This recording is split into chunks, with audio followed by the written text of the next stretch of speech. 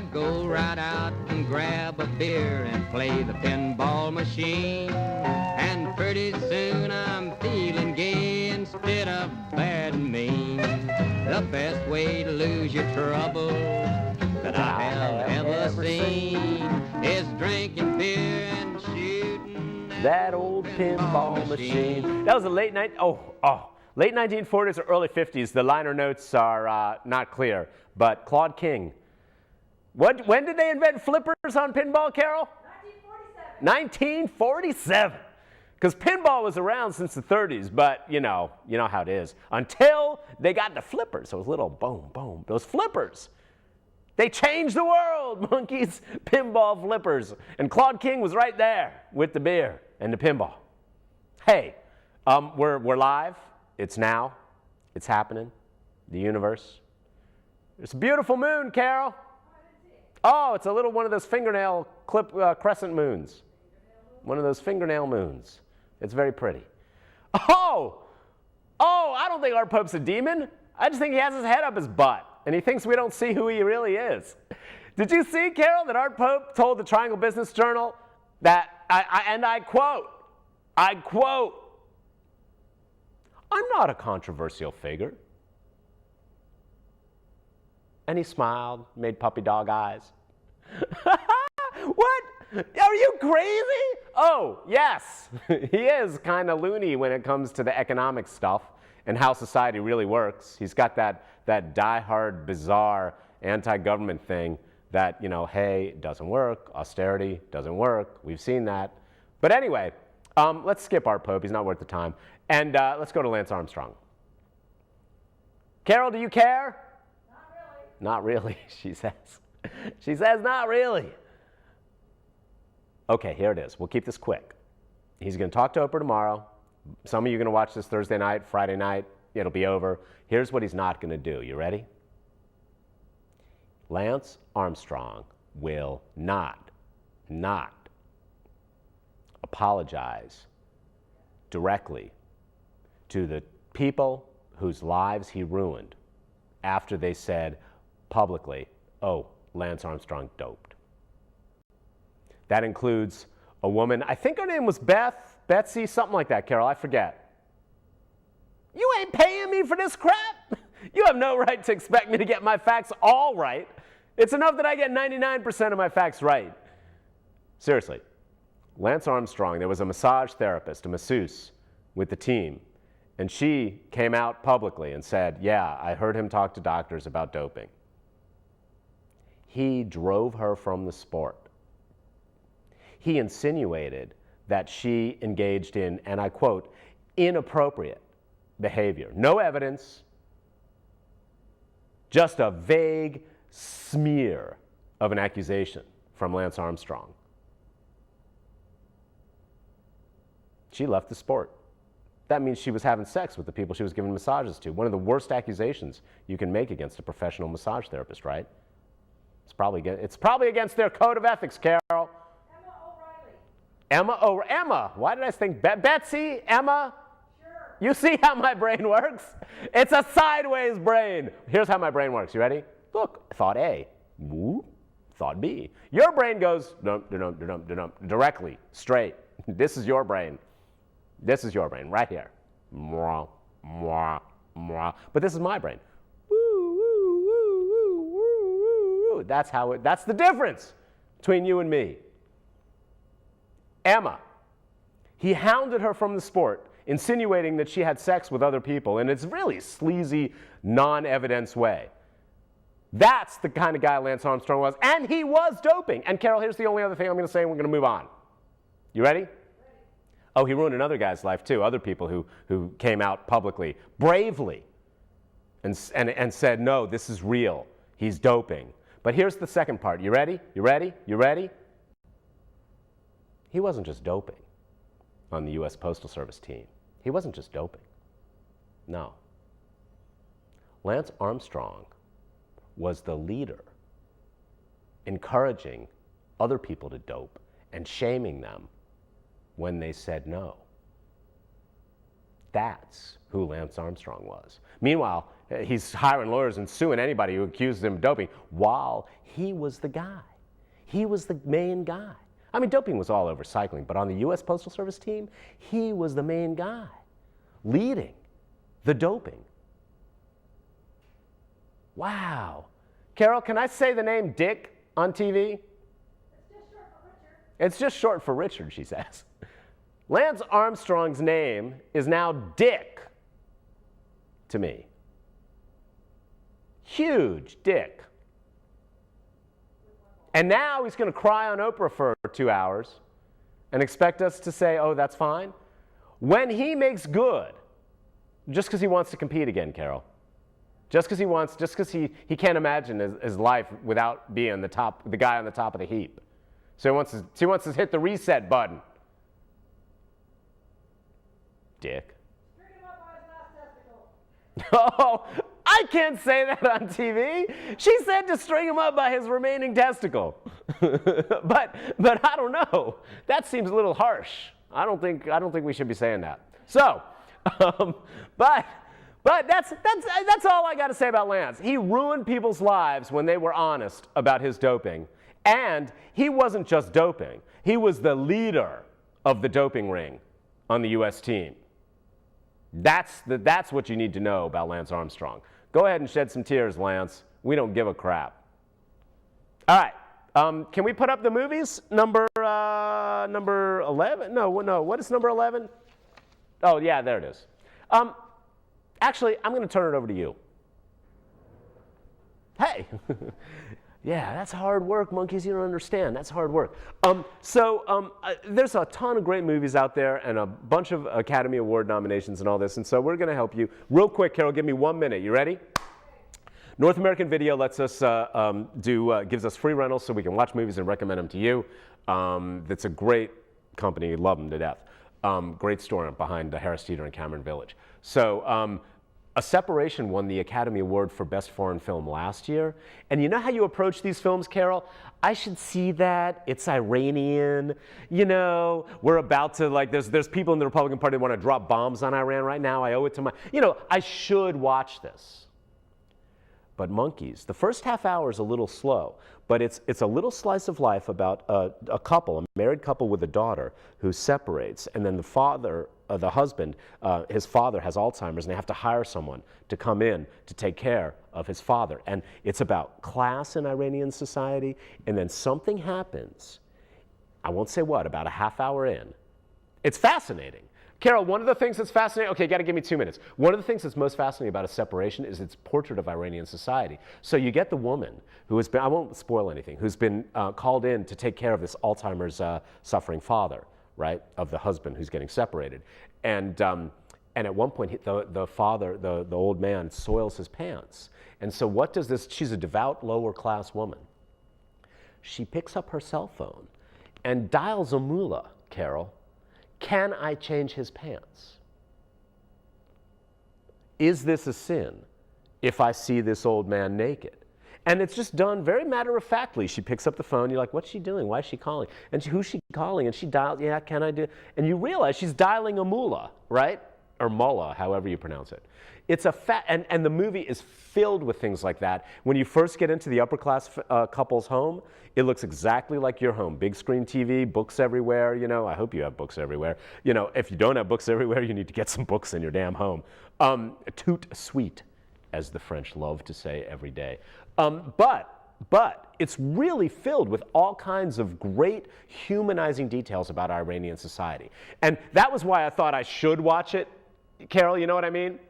But then about a half hour in, something happens, and you don't find out the full details of it until later, and it turns into this legal thriller with the legal system of Iranian society pretty much front and center, right up there with the relationships of the main characters and the child, and also it's this coming of age story of a little girl as she watches the adults around her lying and telling the truth and deciding when to lie and tell the truth as the little girl figures out how the adults really behave.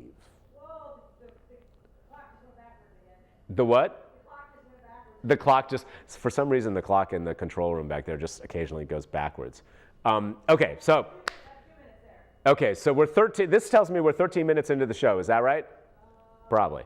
All right, so A Separation turns out to be really good. And it's a coming of age story of this young girl as she watches the adults around her lie and not lie. And it's a story about religion. It's a story about upper versus lower class in Iranian society. It's really good. I see why it won the Academy Award last year. Next, Beasts of the Southern Wild. This is the one with the little 9-year-old or 11-year-old girl who got the Academy Award nomination for Best Actress. Did you hear about this, Carol? She's a little black girl who got an Academy Award nomination for Best Actress. She's the main character in this movie. If you like Flannery O'Connor, the Southern writer from the 50s and 60s, who did this sort of Southern grotesque. If you like, there's definitely this Faulkner, William Faulkner kind of feel to it, and almost Harry Crews, the later versions of the Southern Gothic, where they got more bizarre and dark. Although Flannery O'Connor is pretty damn dark and bizarre. You sort of think maybe, are they making fun of Southern people in Louisiana? Are they making, no, they're just showing them. And it's a weird, bizarre little movie with some magic realist elements, and you don't quite know where it's going until it gets there, and then you're done. And it's the first movie in a long time I've watched where the first thing I did was start it back over and skip through. I didn't watch the whole thing again, but just kind of like hit the notes, the high notes again, and then had a better feel for where they were going and what they were trying to do. It's not a movie for everyone, but it's if you like odd movies and movies that don't have this kind of linear narrative plot, Beasts of the Southern Wild is a good atmospheric movie with a great performance by a little 9-year-old girl, and the gentleman playing her father, her alcoholic, deathly ill father, is also really good. And then finally, a laundry folding movie, Carol. You don't need, okay, if you haven't seen the first two Bourne movies, all you need to know is that the first Bourne movie, Jason Bourne gets screwed over by his superiors and survives. The second Bourne movie, he comes after them in Manhattan. That's all you need to know. The third Bourne movie, It's actually the fourth. I think there were 3 prior to this. there were 3 prior to this? Oh, well then I maybe never saw the third one. Oh, okay. But the fourth one is where you find out there's another program aside from the, there are multiple other programs aside from the Bourne program. That came out before. And it kind of overlaps a little bit with one of the previous movies. And it's really a well-done thriller that isn't predictable so much. And it's kind of, it's a thriller, so it's a mainstream Hollywood thriller. It ends with this ridiculous motorcycle chase through the streets of Manila. But it's really ridiculous with noises and explosions. It's just dumb. But, that's okay. Because you got to do that in your Hollywood. But anyway, okay. So thanks to North American Video. Next, what can we talk about? Can we put up number 11 real fast, Carol? There are fair and unfair criticisms of Pat McCrory and Pat McCrory's wife, our new governor and the new first lady. I love the Junior League of Raleigh. I love the Bargain Box in Cameron Village. They're wonderful people there. It's a great thrift store, and they're really friendly. I just really like the Bargain Box down there, and it's run by the Junior League of Raleigh. And Pat McCrory, for whatever reason, just completely dissed, dissed the Junior League, who used to do the inaugural balls. You've heard all this if you follow the news. And his wife refused the invitation to do this kind of luncheon with the Junior League. Now, she seems very shy, according to what I've read in the NNO. I'm not from Charlotte. I'm sure Charlotte people have a lot more to add to, what is McCrory really like as a person, and what is his wife really like as a person. The people who lived with him as mayor probably know, and watched him on cable access, Carol, for years. Probably know more about him than we do, but as a person. But it seems to me a little unfair when you realize that the Junior League really didn't start doing these luncheons until Mary Easley in 2000, and so it's not this ancient, long-standing tradition. I'm not dissing the Junior League at all. I really like what they do, and I think I think they're just a great organization. But I don't think it's quite fair to really see a shy, publicity-shy wife of a governor saying, well, I don't feel quite comfortable doing these big luncheons with people I don't know, blah, blah, blah. You can argue that she damn well better get comfortable with it soon, because otherwise people are just going to hate her. And that's not good. You are a public figure now, like it or not. You agreed to do this, so you kind of have to step up a little bit. And it just felt that they're making all these wrong initial decisions. That's but anyway, I've heard people criticize her for this, and I just don't think that's a fair criticism. She let her get used to the role. Maybe she'll grow into it. Maybe she won't. But the spouse of somebody running for office doesn't necessarily have to take on all this stuff. It's nice, but she seems like a kind of shy person from what we've read, which may or may not be true because it's in the newspaper. But I don't think it's fair to criticize her for that. And if she decides to do nothing as First Lady, we can bemoan that and say, oh, too bad she wasn't the kind of person who could really step up to the plate, Ms. McCrory. That would be nice. But we're not going to really fault you or attack you if you're not that kind of person. So a fair criticism, of course, is the getting a raise before you even start your job, Carol. Yeah, that's a problem. What a dick McCrory is on that. And it's all, Art Pope's doing it too. They're doing it deliberately. This is the kind of mindset that they have. They get in there and say, this is what they think. And if you don't think they were thinking this, and yeah, let's throw this at them right away. Show them who we really are. If you don't think that's what they were thinking, then I don't know what to say to you. You just live on another planet. They think that government is wrong for you and you, all of us poor people. They think, lower middle class, me. But if you're you got an education, you're middle class automatically, right, Carol, regardless of your salary? Isn't that right? You graduate college, you count as middle class? I don't know. There's different, justifications of what's middle class or not, or just different definitions. But they totally were thinking, let's do this. Yeah, because government's good for them when they can milk whatever they can from government. But you want to squeeze an extra dime out of government? Oh, well, let's cut your unemployment. So that message, let's first cut unemployment benefits for people who are struggling at the lower end, although they say they're only cutting them at the upper end. But come on, when you pull the date back, the amount of time that you can be on unemployment in still a non-recovery recession, really, I mean, we've recovered a little, but we're nowhere near where we need to be, mainly because of all these Republicans being idiots about austerity. This is why Art Pope's such a fool, because he buys into this idea that if you cut now, and if you cut in hard times, instead of invest, that's the best way to get the economy going. You cut and you give to the people at the top. It's just such classic stupidity. So, I mean, Art Pope has his head up his ass on these issues, but he thinks he's really smart. So, okay, Art, you're smart. You're very smart. Everybody who's looked at this economically and scientifically, as scientific as economics can be, has said, when you're in tough times, don't cut. Austerity doesn't work. The IMF just said we were wrong in underestimating the negative effects of cutting all across Europe in the middle of a recession. Meanwhile, the people at the top, like Art Pope, are doing fine, Carol, right? All the bankers, nobody went to jail there. Yeah, y'all know where I stand on that. But this idea that cutting and austerity instead of investing and helping, and by removing unemployment benefits from people at the bottom, you're actually going to help the economy? It's head up your ass back asswardness. That's just completely backward. There's plenty of evidence for that. It's at least as plausible position as whatever theory Art Pope has running around his head. Okay, so next, can I just say something about 0 Dark 30, Carol? I forget which one that is. But there's one question that the 0 Dark 30 people need to ask. Now, they're saying, well, just portraying torture doesn't mean that we're endorsing torture. And it's like, well, we're not objecting. The people, I haven't seen it yet, and I'm torn on whether to see it. I'll wait till it comes out and I'll see it for free on DVD or something. Or I'll go to a $1.50 theater where they don't get a whole lot of my money. I don't want to support this because I think they're avoiding this one main question. We're not saying, and the critics that I've read are not saying, that just by showing torture you're endorsing it. No. They started out claiming this was an incredibly factual, carefully researched movie. And there is only one point where the critics are saying that is not true.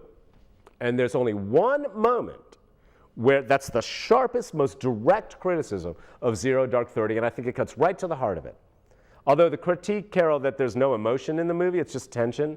None of the characters have any kind of emotional lives, and it's just not a very interesting movie aside from that one-directional tension, the search, and all that, which was their intent, I'm sure. But there was the review in the N&O the other day that said there's really nothing, there's no emotional hook to this story after a while. You're just kind of like watching them. It's a police procedural kind of thing.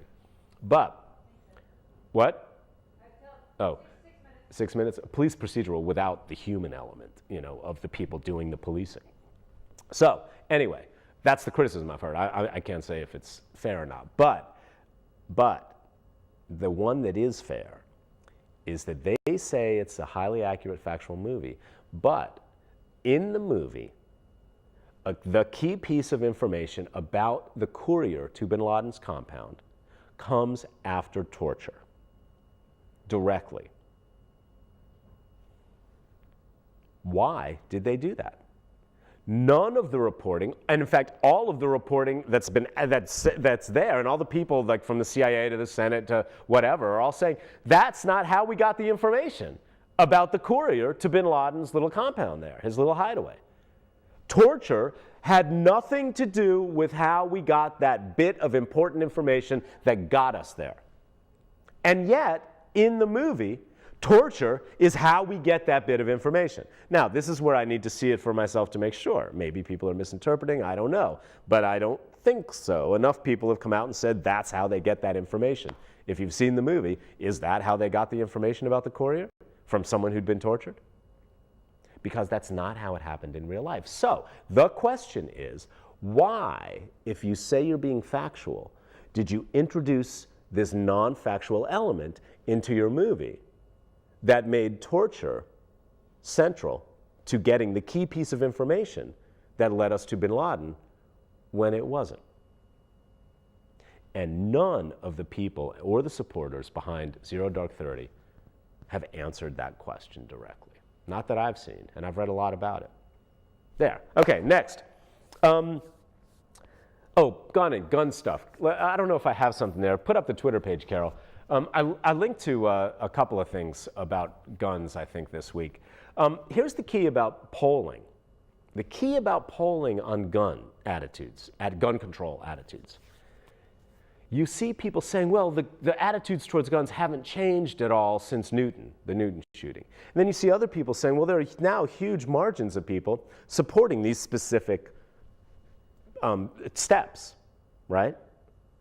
Making sure that private gun sales get the same kind of background checks as anyone else. There's huge support for that. It's like close to 60%.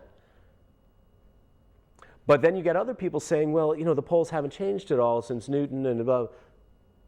What's the difference? Well, here's the difference. General polls, and if you can look this up yourself, general polls, questions like, do you think existing gun laws are sufficient? Stay about the same, because that's a stupid question, Carol. That's a stupid poll question.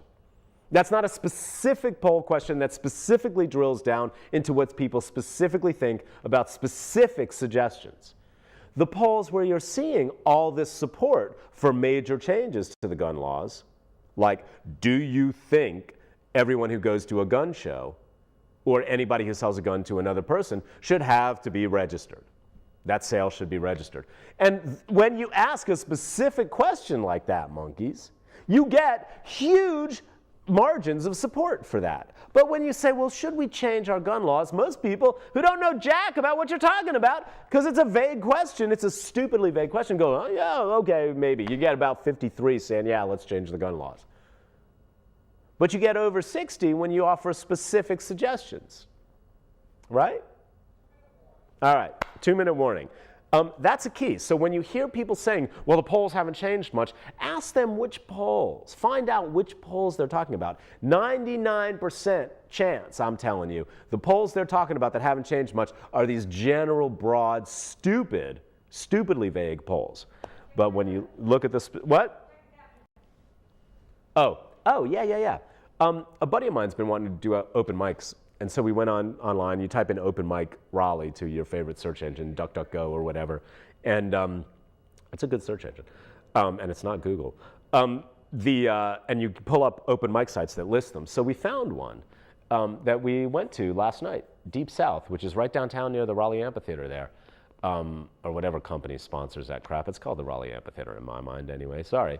And the one at Deep South was really friendly. It won the best open mic in the Triangle at the Independent last year. And it's just a really friendly, open, the girl who runs it, apparently she's new, but the previous people really built up a community there. And it was just a really warm, welcoming and open mic night. I really recommend it highly. So Tuesday nights, if you're looking for a chance to perform, they start the sign-ups at 8, and they keep a pretty strict schedule. You can sign up for 9:30 if you want, or 10, or they let you sign up for specific times. How many acts did they have, and how long did they play? You get 20 minutes, I think. Oh, wow, that's long. It's long if you want it, but then they kind of keep it moving, and you can sign up for 11 and leave and come back, and know that you've got a slot. It's a really smart way to do an open mic night. How much time? 20 seconds. 20 seconds. So shout out to Deep South Bar on Dawson there, and really recommend them on Tuesday nights if you're interested in open mic night. We'll see you next week. Thanks for watching as always, and take care of each other.